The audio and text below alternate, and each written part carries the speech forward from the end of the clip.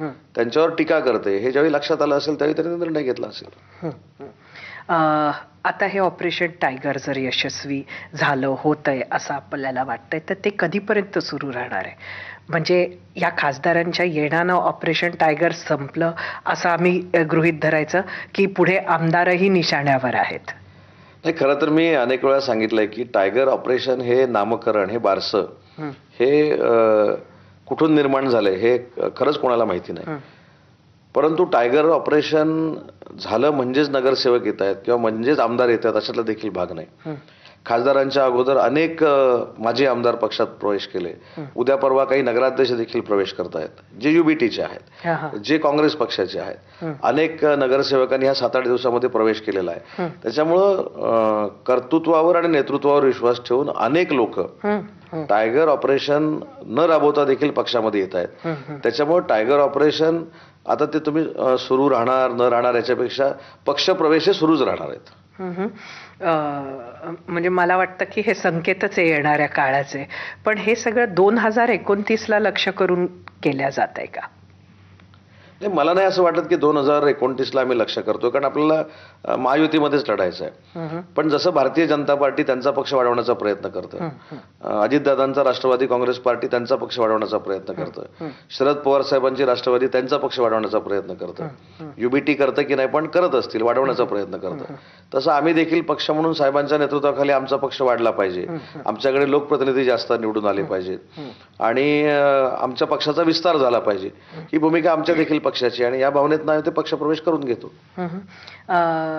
असा पक्ष अशा पद्धतीनं वाढला की म्हणजे आपल्याला माहिती आहे की मध्यंतरी अमित शहा यांनी जेव्हा भारतीय जनता पक्षाच्या कार्यकर्त्यांचा, पदाधिकाऱ्यांचा एक मेळावा घेतला होता, तेव्हा त्यांनी सांगितलं होतं की 2029 हे स्वतंत्र लढण्याच्या तयारीनं केली पाहिजे.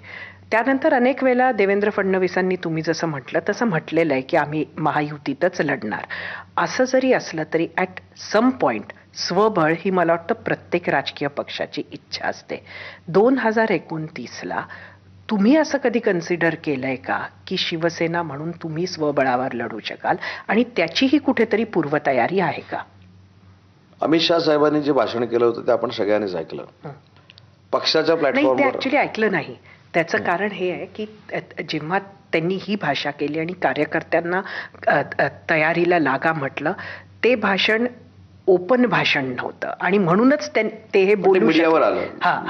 मीडिया तर माझं याच्याबद्दलचं मत असं आहे की प्रत्येक पक्षाला पक्ष वाढवण्याचा अधिकार आहे आणि जो कार्यकर्ता काम करत असतो, म्हणजे आमचा शिवसैनिक काम करत असतो, त्याला जर ऊर्जा द्यायची असेल, त्याला जर मोटिवेट करायचं असेल, त्याला जर ताकदीनं काम करायचं असेल, तर ह्या अशी भाषणं असतात ना.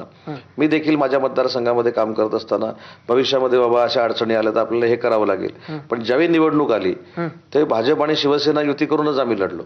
त्याच्यामुळे युती करूनच लढणार आहोत. परंतु जर कार्यकर्त्यांना दिशा देण्यासाठी, त्यांना अजून ताकदीनं काम करण्यासाठी कुठच्या नेत्याने जर अशी भाषणं केली असतील तर त्याच्यामध्ये वावगं असं मला वाटत नाही. आता आज आमचा शिवसेनेचा 60वा वर्धापन दिन आहे. मी सगळ्या शिवसैनिकांना देखील मनपूर्वक त्याच्या शुभेच्छा देतो. आजच्या भाषणामध्ये देखील शिवसेना वाढण्याच्या दृष्टीनेच साहेब मार्गदर्शन करतील आणि हे मार्गदर्शन केल्यानंतर ते काय स्वबळावर लढण्यासाठी केलं अशातलं मार्गदर्शन नाही. शेवटी आपली पार्टी, आपला पक्ष, आपले कार्यकर्ते मोठे झाले पाहिजेत आणि त्याच्यातनं आपण निवडणुका जिंकल्या पाहिजेत, हाच त्याच्या मागचा उद्देश असतो.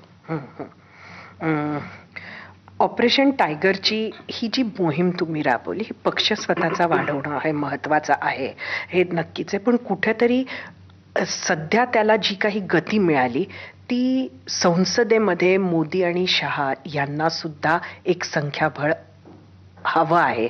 कुठंतरी डिलिमिटेशनचा मुद्दा आहे, कुठेतरी महिला आरक्षणाचा बिलाचा मुद्दा आहे आणि त्याच्यासाठी म्हणून ही गती देण्यात येते असं सुद्धा एक विचार आहे. मला नाही असं वाटत. याचं कारण असं आहे की पश्चिम बंगालची निवडणूक झाली. पश्चिम बंगालमध्ये जे खासदार स्प्लिट होऊन बाजूला आले त्यांचे काही वेगळे मुद्दे होते.